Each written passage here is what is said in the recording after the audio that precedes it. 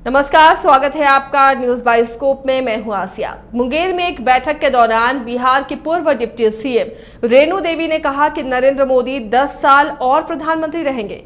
नीतीश कुमार मुंगेरी लाल के हसीन सपने देख रहे हैं। 2 दिवसीय मुंगेर भ्रमण के दौरान रेणु देवी ने भाजपा कार्यकर्ताओं के साथ बैठक की। उन्होंने कहा कि नई सरकार बनते ही बिहार में जंगल राज शुरू हो गया है। उन्होंने कहा कि बिहार में हत्या और लूट जैसी घटनाओं में बेतहाशा वृद्धि हुई है।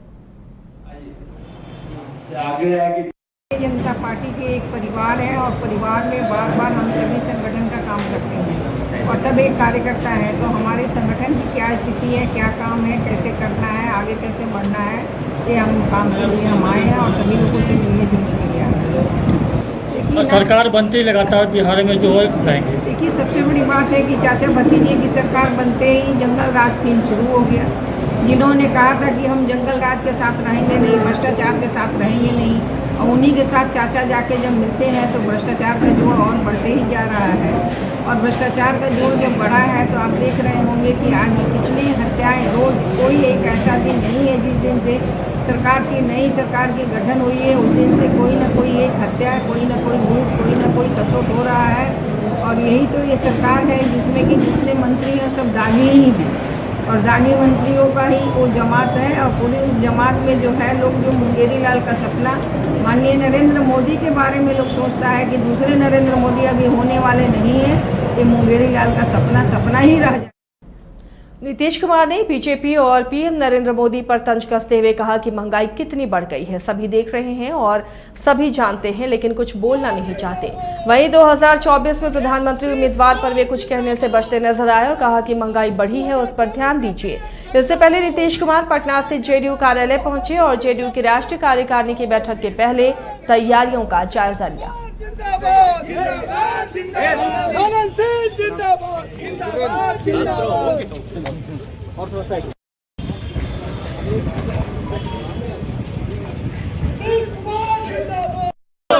जो मीटिंग होगी है, बैठक होगी, के लिए होना था वही हम देखने आ गए हैं और कल से तो यही रहेंगे।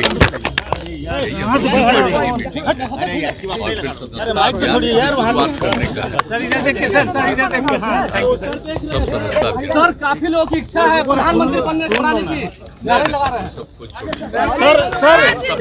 करते हैं। हम तो कुछ बोलना नहीं चाहते हैं, लेकिन सब लोगों को मालूम नहीं है कि अब कितनी महंगाई होती चली जा रही है और कहां कहां क्या हो रहा है, जरा देख न लीजिए। पटना में जदयू राज्य पदाधिकारियों की बैठक शुरू हो गई है। जदयू प्रदेश अध्यक्ष उमेश कुशवाहा की अध्यक्षता में बैठक राज्य पदाधिकारियों की हो रही है। बैठक में राष्ट्रीय कार्यकारिणी में पेश होने वाले एजेंडों पर विमर्श किया जाएगा।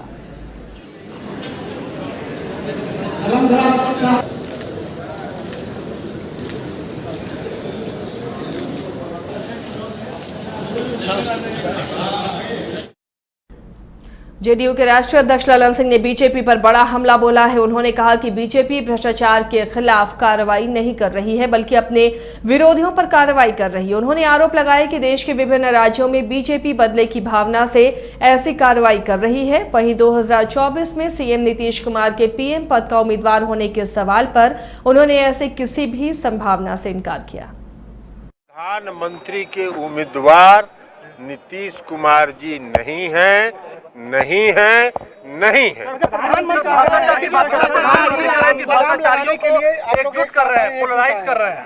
प्रधानमंत्री जी को बोलने दीजिए। मैंने पहले कहा है कि प्रधानमंत्री जी कोई भ्रष्टाचार के खिलाफ कार्रवाई नहीं कर रहे हैं, अपने विरोधियों के खिलाफ कार्रवाई कर रहे हैं।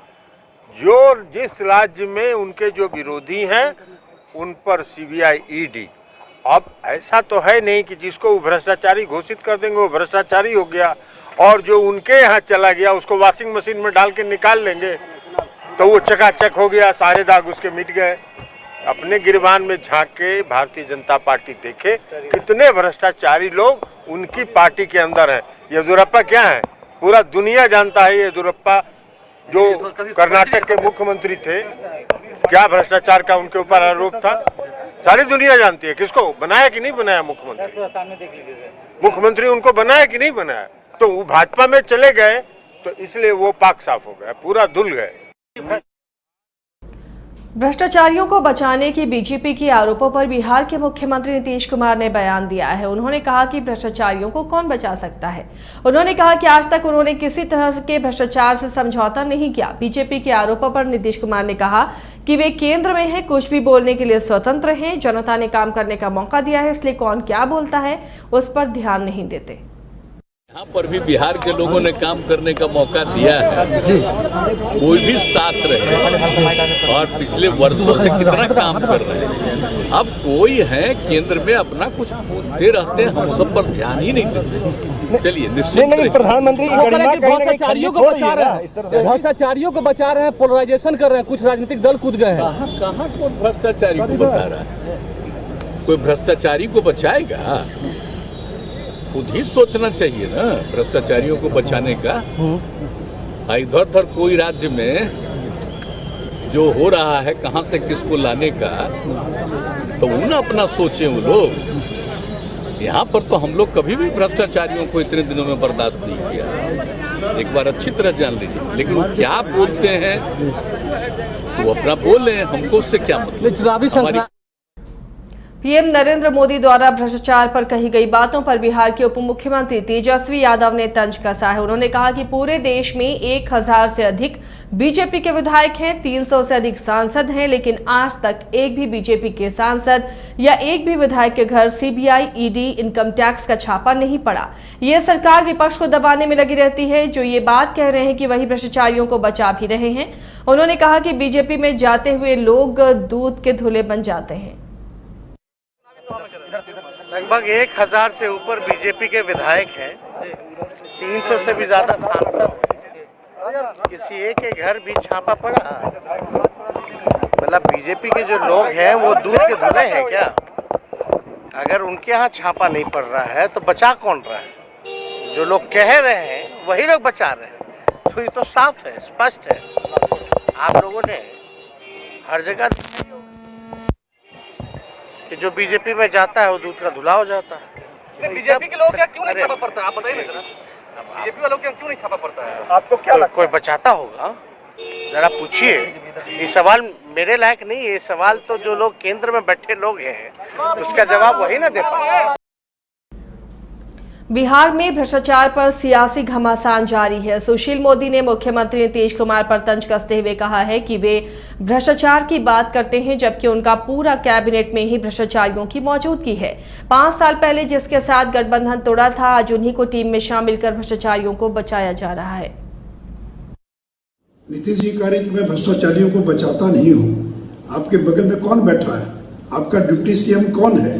5 साल पहले जिनके साथ आपने गठबंधन तोड़ दिया, यह कहते हुए कि सीबीआई ने जो छापा मारा है उस पर सफाई दीजिए। क्या सफाई मिल गई? आज तो तेजस्वी यादव 750 करोड़ रुपए का जो मॉल बन रहा था, बिहार का बिगेस्ट मॉल ऑफ बिहार, वो जो मॉल बना था IRCTC घोटाला, जिसके सारे कागजात ललन सिंह और शिवरन तिवारी ने सीबीआई को उपलब्ध कराए थे, उस मामले में चार्जशीटेड है, बेल पर है, कभी भी ट्रायल प्रारंभ हो सकता है। और आप कह रहे हैं कि मैं भ्रष्टाचारियों को बचाता नहीं हूँ। और जब सीबीआई रेड कर रही है जमीन घोटाले वाले मामले में, नौकरी के बदले जमीन, और इसका कागज आप ही लोगों ने दिया था सीबीआई को, तो क्या सीबीआई का छापा मारना गलत है?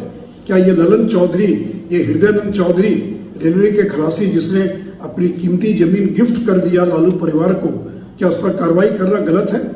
और ये देश भर में सारे भ्रष्टाचार से जुड़े जो लोग हैं, बंगाल के अंदर पार्थ चटर्जी, 20 करोड़ रुपए से ज्यादा नगद जिसके घर में पाया गया।